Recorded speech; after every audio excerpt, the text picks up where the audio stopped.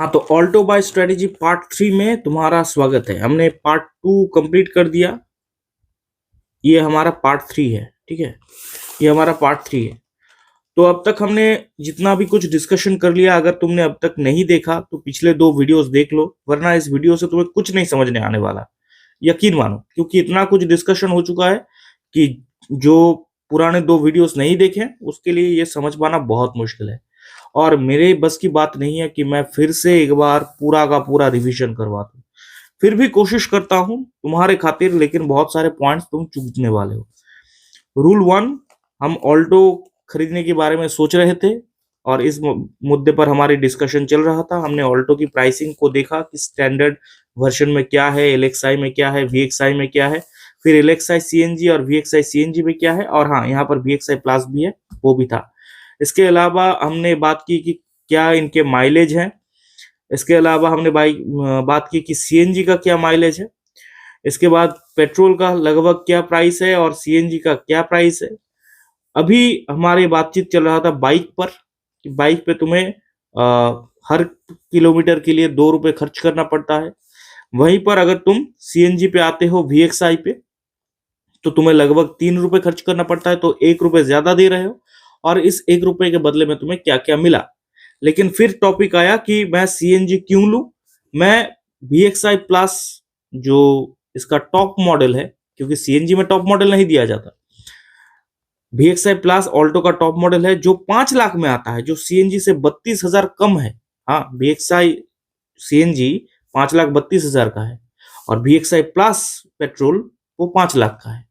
तो top model उससे नीचे की मॉडल से 32,000 कम है। क्यों? क्योंकि इसमें सीएनजी है और इसमें सीएनजी नहीं है। तो बहुत सारे लोग कहते हैं कि टॉप मॉडल में तो ज्यादा फीचर्स होगा, तो मैं टॉप मॉडल लूंगा और 32,000 कम में लूंगा। बदले में मैं क्यों वीएक्सआई में ज्यादा खर्च करूं? और इसी पर हमारी बातचीत चल रही थी कि देखो, अगर तुम पेट्रोल वीएक्सआई प्लस लेते हो, 105 रुपए इसका अभी पेट्रोल का प्राइस है, मतलब कीमत है। हर लीटर के लिए तुम्हें 105 रुपए देना पड़ेगा। वो भी मैं नॉर्मल वाला बता रहा हूँ, है ना, प्रीमियम वाला नहीं। प्रीमियम वाला तो उससे भी ज्यादा है, ठीक है। और क्योंकि जो तुम्हारे माइलेज है पेट्रोल में वो लगभग 22-23 के आसपास है, तो तुम कह सकते हो कि मुझे लगभग 5 रुपए हर किलोमीटर के लिए खर्चा करना पड़ेगा। तुम बाइक पे खर्च कर रहे थे कितना? 2। तुम कार में कितना खर्च कर रहे हो? 5। तो तुम दुगने से भी 1 ज्यादा खर्च कर रहे हो, है ना। मैथ तो वही कह रहा है, जबकि सीएनजी पे तुम 1 रुपए खर्च कर रहे थे, 1 ज्यादा। अब इसके मतलब बहुत सारे फायदे तो मैंने बताया पार्ट 2 में। पार्ट 3 में मैंने बताया था कि peace of mind. Peace of mind क्या होता है कि जब तुम्हें कहीं भी जाना पड़ता है, तुम बाइक को बेफिक्र होकर निकालते हो। क्यों? क्योंकि तुम्हारा दिमाग कहता है कि 2 रुपए हर लीटर के लिए मुझे, सॉरी, हर किलोमीटर के लिए मुझे खर्च करना पड़ रहा है। 2 रुपए का कोई खास कीमत है नहीं। मैं अगर 10 किलोमीटर जाऊं तो मुझे 20 रुपए खर्च करने पड़ेंगे। आने जाने पर 40 रुपए खर्च होगा। एक बस में भी मुझसे ज्यादा पैसा लेगा, तो मुझे कोई खास फर्क नहीं पड़ता, है ना। लेकिन वहीं पर अगर तुम बात करो 3 रुपए की, तो तुम देखोगे कि ये और ये लगभग सिमिलर है। 40 रुपए वहां पर खर्च हो रहा था, यहाँ पर 60 रुपए खर्च पड़ रहा है। इतना ज्यादा नहीं, हाँ तुम्हें लगेगा कि थोड़ा तो ज्यादा है, लेकिन इतना ज्यादा नहीं। वहीं पर 5 रुपए वाला सोचो, 5 रुपए वाला तुम्हें 100 रुपए पे करनी पड़ेगी। 10 किलोमीटर जाने की, 10 किलोमीटर आने की, 100 रुपए खर्चा होगा। तो जब भी तुम्हें गाड़ी निकालने की जरूरत पड़ेगी, तुम ऐसे तुरंत नहीं निकाल पाओगे। तुम्हें उसे एक फैंसी गाड़ी की तरह ही निकालना होगा, कि नहीं बाहर जा रहे हैं, फैमिली के साथ जा रहे हैं, घूमने जा रहे हैं, वगैरह वगैरह। लेकिन जैसे ही तुम वीएक्सआई सीएनजी पे चलोगे ना, तुम इसे बाइक की तरह निकाल पाओगे। क्यों? क्योंकि तुम्हें फ्यूल की कॉस्ट, यानी जो तुम्हारे तेल का कीमत है, वो सेम है। ऐसा नहीं है कि तुम्हें ज्यादा खर्च करना पड़ रहा है, वो बाइक के इक्वल ही है और तुम बाइक से ही शिफ्ट कर रहे हो। ऑल्टो, इनफैक्ट मारुति की वेबसाइट में अगर तुम जाओगे ना, तो तुम्हें दिखेगा कि मारुति इसे एडवर्टाइज कर रहा है कि ये फर्स्ट कार होता है, यानी लोग पहला गाड़ी ऑल्टो ही खरीदते हैं, इतना इसका क्रेज है। तो वहीं पर अगर तुम बाइक जितना तुम्हें माइलेज मिल जाए, बाइक जितना तुम्हें खर्चा मिले, तो तुम क्यों सीएनजी को छोड़कर टॉप मॉडल पे जाओगे? टॉप मॉडल पे तुम्हें कब जाना है? जब तुम्हें पता है कि मेरा ऑफिस और मेरे घर के बीच की जो डिस्टेंस है वो ज्यादातर 2 किलोमीटर है, ठीक है, मतलब 2 से 3 किलोमीटर के अंदर है, या फिर 200 मीटर है, पैदल चला जाऊंगा, साइकिल पे चला जाऊंगा, अ, मतलब कोई खास फर्क नहीं पड़ता। कार है, कार फैंसी के लिए है, एक गाड़ी मुझे खरीदना था, एक फैमिली गाड़ी खरीदनी थी, उसके लिए मैंने खरीदा, तब जाकर VXI प्लस सही है। लेकिन अगर तुम रगड़ने के लिए गाड़ी खरीदना चाहते हो कि हर बात पे मुझे दौड़ना है, तो इसके लिए VXI सबसे बेस्ट है। अब आते हैं कि LXI क्यों नहीं, VXI क्यों? तो हमने VXI प्लस और VXI CNG, पेट्रोल और CNG, इन दोनों में हमने अपना डिस्कशन फाइनल कर दिया है ना, कि हम क्यों CNG पे ही रहेंगे और हम क्यों पेट्रोल को मतलब निकाल रहे हैं, हमने क्यों टॉप मॉडल को कुर्बान कर रहे हैं और सिलेक्ट कर रहे हैं LXI और VXI में। अब चलो देखते हैं। LXI में तुम्हें मिलेगा 4,82,000, मतलब 4.82, और उससे 50,000 जोड़ दो तो 5,32,000 में तुम्हें VXI मिलेगा CNG पे।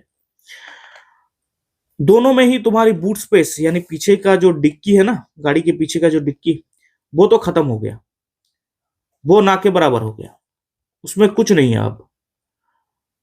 या तो तुम अपने गाड़ी के ऊपर एक आता है लगेज कैरियर, इसका नाम तुमने सुना होगा, लगेज कैरियर है ना, लगेज कैरियर, इसका नाम तुमने सुना होगा। ये लगेज कैरियर, ये आजकल बहुत जगह पर रूफ कैरियर के नाम से भी जाना जाता है, तो ये तुम लगा सकते हो। अब तुम कहोगे कि अगर मैंने इसे लगाया, बहुत सारे स्टेट्स कहते हैं कि आप इसे लगाने पर फाइन भरना पड़ेगा। एक बात समझ लो कि फाइन तुम्हें जो भरना है वो पुलिस भाई की श्रद्धा के अनुसार होता है, ठीक है।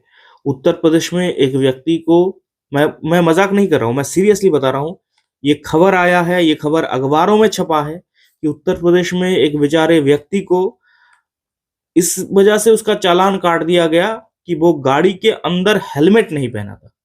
इससे मतलब तुम्हें हंसी भी आएगी और रोना भी आएगा कि इस वजह से उस व्यक्ति पर चालान कटा कि वो गाड़ी के अंदर हेलमेट क्यों नहीं पहना। और मुझे यकीन है कि तुम्हें कभी ना कभी काम के सिलसिले में काशी, वाराणसी, उत्तर प्रदेश तो जानी ही पड़ेगी गाड़ियों को लेकर। फिर आता है दूसरा, भोपाल, मध्य प्रदेश में।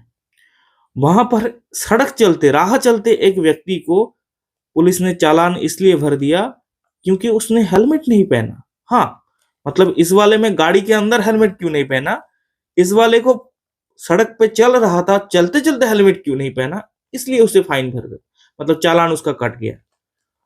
तो तुम इस उम्मीद पे मत रहो कि मैं लगेज कैरियर लगाऊंगा तो मेरी चालान कटेगी या चालान नहीं कटेगी, क्योंकि तुम्हारा चालान अगर कटना होगा तो वो कैसे भी कटेगा, ठीक है। अगर नहीं कटना है तो कुछ भी करो, नहीं कटेगा। यही रूल है, बेसिकली यही रूल है। क्योंकि सोचो कि अगर राह चलते व्यक्ति को हेलमेट ना पहनने पर कोई अगर चालान काट देता है, तो तुम कह सकते हो कि वो पूरी तरह से पुलिस भाई की श्रद्धा के अनुसार है।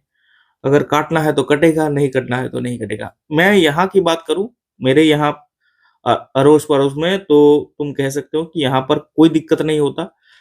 हर कोई अपने गाड़ी के ऊपर लगेज कैरियर लगाकर घूमता है। लगेज कैरियर अगर तुम्हें नहीं पता तो तुम गोविंदा के पुराने मूवीज देखे होंगे, वहां पर जो टैक्सी होता है, टैक्सी के ऊपर सामान रखने के लिए कुछ एक जगह होता है ना, कैरियर की तरह, साइकिल के कैरियर की तरह, वो लगेज कैरियर है, उसे रूप कैरियर भी कहा जाता है। और वो काफी सस्ता होता है, कोई भी मॉडिफाइड दुकान में तुम्हें आराम से लगा देता है। तो हाँ, CNG में तुम ये काम कर सकते हो। ये भी 10 मिनट का हो चुका है, तो पार्ट 3 भी खत्म हो गया। हम पार्ट 4 में मिलते हैं, ठीक है, क्योंकि 10 मिनट से ज्यादा नहीं करने वाला हूं मैं, मुझे अपलोड में बड़ा दिक्कत होता है। तो 10 मिनट के बाद मतलब पार्ट 4 में मिलते हैं, ठीक है।